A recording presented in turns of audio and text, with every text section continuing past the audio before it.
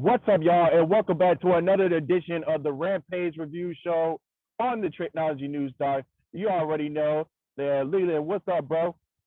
What is up, everybody? Happy Saturday.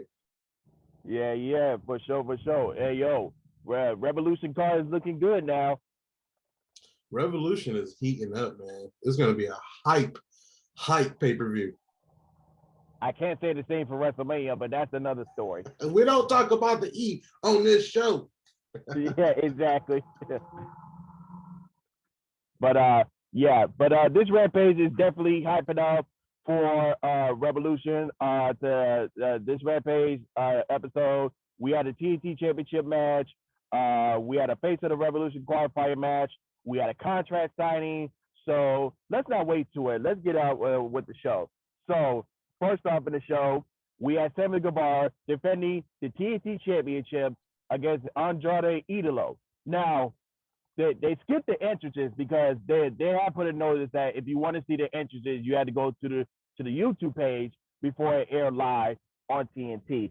So that kind of a little strange of how they do that, but I get it is what it is. But my thing is, in the match, when Matt Hardy was in the corner of Andrade, do you get that little? Have you saw in the match like, oh, they're friends, but they're supposed to be business partners, right?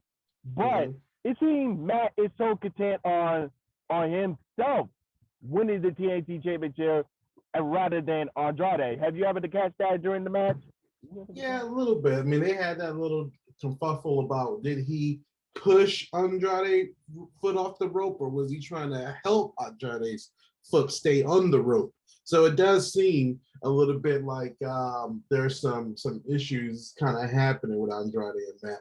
I mean, and they're both alpha male type characters, and Andrade coming in with all the more money than big money Matt. And I think we're all watching Matt Hardy kind of go through some things so he can separate himself from everybody and then just focus on him and Jeff in the future. Yeah, most definitely. But we'll see when Jeff comes in March because his no compete cards is coming up soon. But we'll see how that goes. But in the closing moments of the match, Guevara went to the top, but El Idolo caught him and went for the hammerlock DDT from the top. Guevara slipped out and kicked Andre's leg out from under the leg, and El Idolo went face first into the exposed turnbuckle.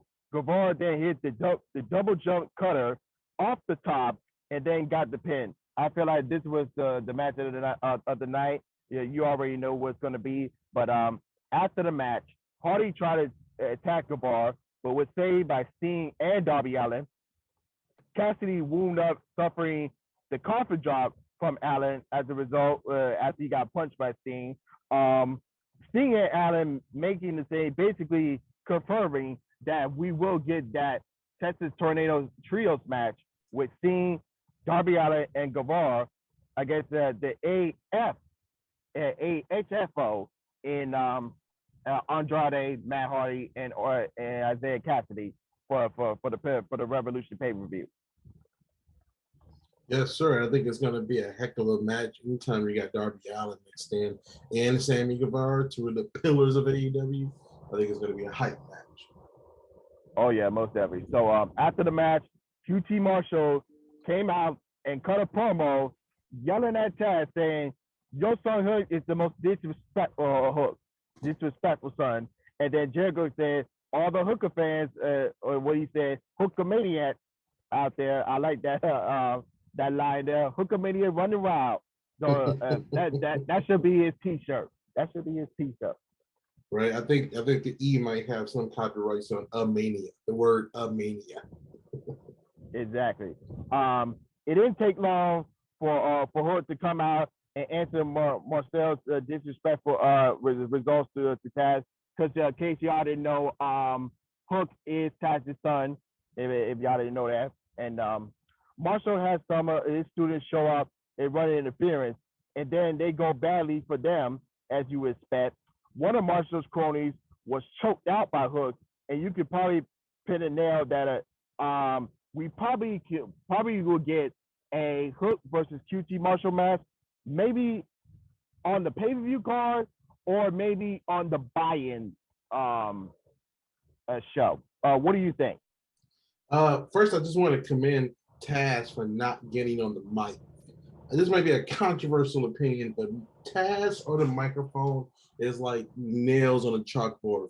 I just want to smack it out of his hands every time he picks up the mic. But I don't mind him on commentary. It's just when he gets the hot mic, boy, I'm like, no more promos from you. So I'm happy that he's not getting in Hook's business and trying to step in and speak for Hook, that he's letting Hook handle everything. And also, man, that's such a fire song from Action Bronson, man. I put it on my playlist. It's just a hype song that Hook has. I think this will be Hook's first pay-per-view. QT Marshall versus Hook, which should be good because QT trained him. So I think it's going to be a good match. But I think QT is going to show that Hook can go the distance a little bit more than what we've been seeing. Yes, most definitely. We got to get Hook on a pay-per-view. It doesn't matter if it's on the main card or the buy-in. It doesn't matter. We got to get him across the fans. Like I know he been there most of the time on Rampage, but his first appearance on Dynamite is going to be coming soon. At least we can get him the people. If you want people to get hyped up for the pay-per-view, get Hook on the buy-in and have him face QT Marshall. That would be a good buy-in pre-show match. Mm-hmm. So after that segment, we go backstage to Dan Lambert, and the Man of the Year had a backstage promo. Lambert met with Tony Khan and tried to get Scorpio Sky into the Face of a Revolution ladder match, but Scorpio Sky won it last year. He was complaining about that, and Scorpio said, saying, I should be getting an actual TNT Championship match, not qualify for the Face of the Revolution ladder match. So, yeah, that's what Lambert was trying to do when he tried to talk to Tony Khan, is to try to get Scorpio Sky in the match. But he said Dan Lambert and, of course, Ethan say that Scorpio Sky will get his TNT title shot before the winner of the Revolution ladder match. So, they're just trying to tie up a loose end on this one. Yeah, because I'm trying to think when this match can happen. Because I don't know if it's gonna happen this week before the pay-per-view or maybe after the pay-per-view. Right. I like the fact that like they were like, okay, we're doing a new Face of the Revolution ladder match. Everyone was like, well, who won the last one? It said Scorpio Sky. And they're like, well, he never even got a shot at anything, and now he has to make up for it with a match that most likely Scorpio Sky is going to lose. So it's going to be kind of pointless that he won that match. So kind of kills like the excitement for it, because it's like, well, what's going to happen to the new guy who makes this? But I think everyone's favorite is Wardlow for sure. So, I mean, I think we'll see what happens. I think they need to change that giant sonic brass ring. It looks a little goofy. I don't know. That's their thing, because the Face of Revolution, they had the Sonic ring. The casino one, they had the poker thing. Chip. So, yeah, the poker chip. So I guess that's their thing. So. I mean, I get that it's supposed to be like an official like brass ring that Vince McMahon always talks about. Yeah, I get that, but yeah, I think it's just time to kind of do something else with it. But speaking of Wardlow, he went one-on-one with Nick Caramoto, and Nick he was a exact same size as Wardlow. He wasn't a small man, but in the final moments of the match, Caramoto had Wardlow up for a one-handed press slam, but Wardlow escaped and choke slam Caramoto. Cue for the powerbomb sympathy. Caramoto tried to escape, but Wardlow powerbombed him anyways, 4 powerbombs, and it was over.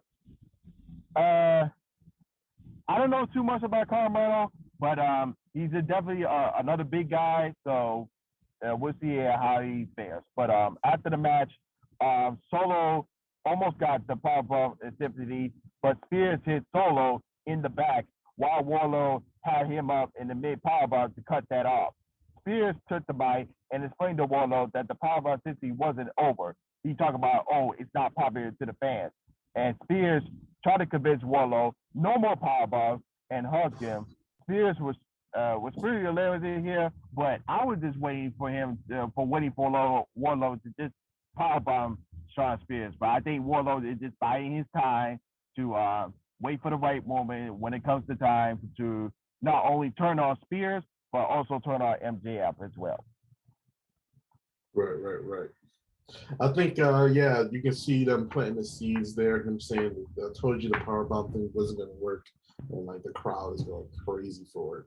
So you can see why like Warlow was like, "Okay, maybe I need to separate myself from these guys. They don't know what they're talking about, and they're more worried about themselves than they are me, and I can do it on my own." I'm surprised that they did Nick like that. Like he's a huge dude, you know. But I guess like in the pecking order of things.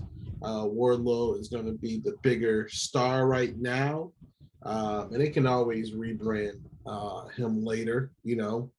But yeah, it was a good match to see him go against other big guys. There's two other big guys confirmed for the face of the Revolution match. Yeah, definitely Warlord is my choice to win the face of the Revolution ladder match, and we had a 5-minute Serena D challenge. It went like 2 minutes, close to 2 minutes and 30 seconds. Defeated Kayla Sparks.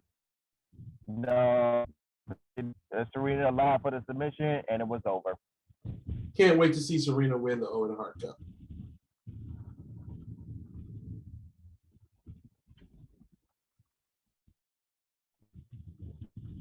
I think Serena is definitely going to be the and one then we had to take that over.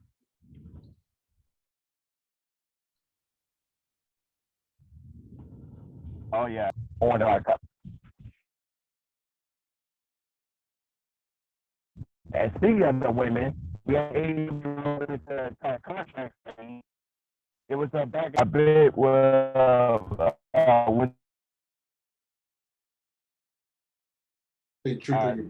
about on-stage lifestyle match back in oh hold up, wait a second. There we go. You hear me now? Much better. Hold up a bit.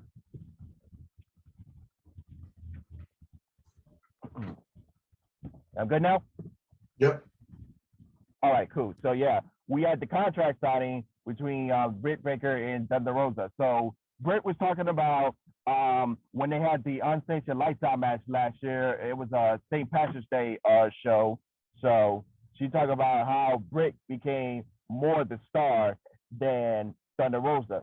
But both of them came out as stars out of this match. But it was more focused on Britt Baker getting that title shot last year, becoming the champion. So I think it's now time for Thunder Rosa to shine because Britt has beaten everybody that she can beat. So there's no sense for her to keep the title any longer. So I think it's time for Thunder Rosa to win the championship at Revolution. So it gives more competition towards the women in the back. So after the back and forth talk, Thunder Rosa jumped over the table against Britt. Jamie Hayter and Rebel tried to jump on Rosa, but Mercedes Martinez came for the save, and that led to Jamie Hayter getting dropped on the table, and then Rosa held up the women's title. Yep, I think this was a great end to Rampage. I think it is Thunder Rosa time. She's been putting in so much work, but it was a good little line that Britt Baker gave her saying, like, you won the match, but everyone's talking about me, so who really won that match? Which is true because everyone talked about Britt afterwards, and then she became champ. But Thunder Rosa got the win, but the win didn't really count because it was a lights out match. But I think definitely Thunder Rosa is the one who can take this division to the next level because she is just a fierce competitor. And then she's also just fun to watch. She's fiery, you know, she's always heated. And I think with her and Mercedes Martinez being a part of that now, it kind of makes her look a little bit more like a leader as well because she's starting to get her own posse. So, yeah, I think it's time for Thunder Rosa, and I would not be upset if Thunder Rosa took the belt from Britt Baker at Revolution. Yeah, most definitely. So, so the rundowns for the upcoming shows for this Wednesday's Dynamite, we had the trios match with Heyman Adam Page and Dark Order's John Silver and Alex Reyes against the Adam Cole and the Red Dragon, Bobby Fischer and Kyle O'Reilly. We also getting a major announcement from Tony Khan. No other new matches was announced yet, but they'll probably be announced like before Dynamite or something. So and then for Revolution, nothing new was announced except for Jay Cargill defending the TBS championship against Ty Conti, and the Texas Tornado 6-man tag was officially announced on the card. So my question to you is, so I have my predictions on what Tony Khan's announcement could be. So I have 3 predictions. One could be we could be getting a United Kingdom show because you know that Tony Khan owns a international sports team down in London somewhere. So that could be that. Another one could be is that could be a new partnership with New Japan, getting the AEW stars on the G1 Climax tournament, or him purchasing ROH, and Cody Rhodes could control ROH, and that lead Cody to come back to AEW. So that's my 3 predictions. That's my 3 predictions. What do you think? Wow. What do you think? If that last one happened, that would be crazy. That would be wild, if that last one happened. Man, I really don't know. I think those are, that's better predictions that I can come up with. I was thinking it might just be a new wrestler or something, or something to do with the Owen Hart Cup or something like that. So I wasn't even thinking on that level, man. But if any of those happened, that would be incredible. Definitely in this time of wrestling. I really do think the Cody thing was a work, because I feel like he would have already appeared. Well, I guess they would save him for WrestleMania. I don't know, but everything went real quiet on the Cody front. So that's what makes me think that it may be still a work. But if he went to go run ROH, I mean, geez Louise, how crazy would that be, brother? Yeah, because I feel like we could get an invasion soon, and then with Cody being the how do I say, the new NWO, like they did in WCW. Good, but that's just a possibility. That's my dream thinking. Okay, Yeah. There's a lot of possibilities. We don't know what Tony Khan's announcement could be. That's why it's one of those things. It's such a good time to be a wrestling fan, man. Because the way these guys are doing stories is they know that we're all hooked into the behind the scenes stuff. So they're also starting to take advantage of that and string us along to these stories behind the scenes that's not on TV, and they're thinking beyond just their show, but they're thinking internet, they're thinking how to work the reporters, how to work the fans, and they're really taking the business seriously from a different angle that I don't think WWE is, where they're just so used to their pattern and routine, they're just hooked on it. So it's like it's not going to change. It's the only way it can move forward. Where AEW has that creative freedom. And that's why it's cool that they got that freedom. But I'm looking forward to Revolution. I know we got one more show before Revolution, but what match has gotten you excited so far? Oh, everything on the card I'm looking forward to. Everything on the card I'm looking forward to, because I don't think Dynamite is going to be in Orlando, but I know next Friday's Rampage is going to be Orlando, and that's going to be the go home show for Revolution. Yeah, that's what I know. But so, I think the match I'm looking forward most to is that Bryan Danielson and Jon Moxley. I think that match is going to hit hard. They're going to be violent. It's going to be a shoot with a lot of cool planned spots. Yeah. So the main event, we had Orange Cassidy versus Anthony Bowens in the Face of the Revolution qualifying match. I don't know when the last one is going to happen. Probably on Dynamite, because we have 5 right now, and we're looking for one more to enter in. We have 5. Yeah. Gotcha. Yeah, this was a pretty interesting match. I mean, it was a lot of good comedy bits. Danhausen came out. Caster rap in the beginning wasn't as great as it usually is. I was looking forward to it. It kind of let me down a little bit, but I mean, I like the acclaim. I like Bowens as a worker, man. Anthony Bowens is starting to kind of be more of a guy that's on my radar. Like watching him work, and I like when they put him in single matches. I think they need to start putting Caster in more single matches. I think Bowens is getting better than Caster because they put him in so many single matches. But I want to start seeing Caster get as much work as well, so they both can be kind of on the same like level. But I think, yeah, I wasn't expecting too much from this match, and I kind of saw Orange going over the moment that I saw who he was going against, and I'm like, okay, so Orange is going over. That's cool. The funny bit in the beginning with Orange was great. But yeah, this kind of match, I kind of saw it coming a mile away and was like, okay, he's waiting for Orange to get the win, which he did. Having him in the ladder match, um, I don't know if that does more for the match or not. I think he's that sleeper cell guy, but I don't see him getting like the big one. I think he's really good where he's at right now, just kind of right in that mid card kind of area and being that draw for the mid card, which some people take that as like an insult, like with wrestling fans, I think I'm saying something bad, but no, every good wrestling promotion needs a great mid card. You need that guy that's going to be that worker. And then when he's ready to move up, they got that guy to move up. So, yeah, I think he's going to do great in the match. Not sure if it added any excitement to the match for me. But we'll see. So in the final moments of the match, Cassidy hit a pair of diving DDTs for the near fall. Cassidy tried to slip the bottom box to Bowens, but the ref prevented it. Bowens hit his adventure Uranagi for a near fall. Cassidy fell to the floor.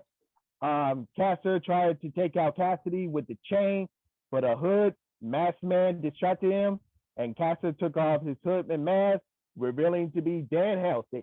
So Dan Helsing cured Caster. You are now cursed. Caster went for an easy takeout by Cassidy's orange punch back in the ring. Cassidy friends Bowens with Orange Cassidy punch and to win the pinfall. So Orange Cassidy is advanced to the face of the Revolution ladder match. So it's going to be very interesting on who is going to be the last person to enter the match. Yes, indeed.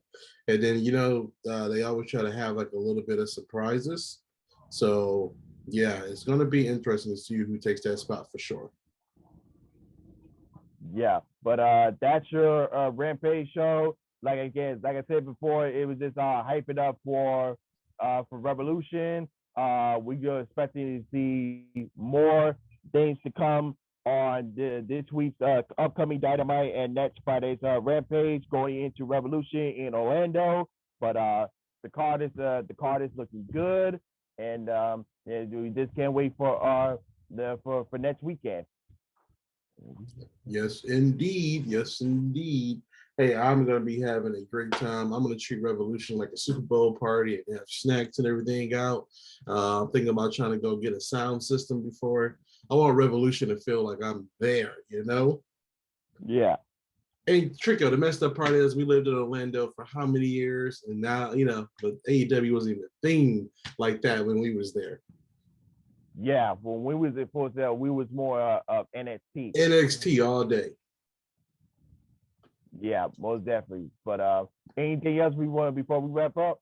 Who do you think is next as far as free agents go to come over? Like I said before, Shane Strickland is coming. Jeff Hardy is coming. Maybe Cesaro too, but I don't want AEW to get too stacked. Maybe Cesaro could get his footing in Impact first. That's my alternative for him before coming to AEW. Because honestly, we already have too many Cesaros in AEW. To be honest. True. It's crazy Cesaro left, man. I'm happy he left, but it's crazy he left. Yeah, because I think he waited. I think he left at the wrong time. I think he really should have left before that last one when AEW didn't have that many big names in there yet. Like they had just, and where the heck has Miro been? Does he still work for AEW? Jesus. yeah, he's still there. Miro is doing what he wants to do, dude. But yeah, like I think he should have left like right before because that would have been a good time for him to get in to make a name for him at AEW. And now I think the doors are closing. But who knows? It's always, the wrestling business is the wrestling business. Never say never. And we'll see where he lands. But I don't know. Impact for Cesaro, I think he's too good of an athlete for that. I don't know. It's somewhere to get his footy. He's gonna be a big star somewhere in the indies somewhere, and then Man, yeah. just imagine Cesaro in New Japan. That'd be wild. Yeah, that's like I'm saying. There's a lot of alternatives for Cesaro, and he's Yeah, gonna be a big star there. So there's no worries for indeed. him.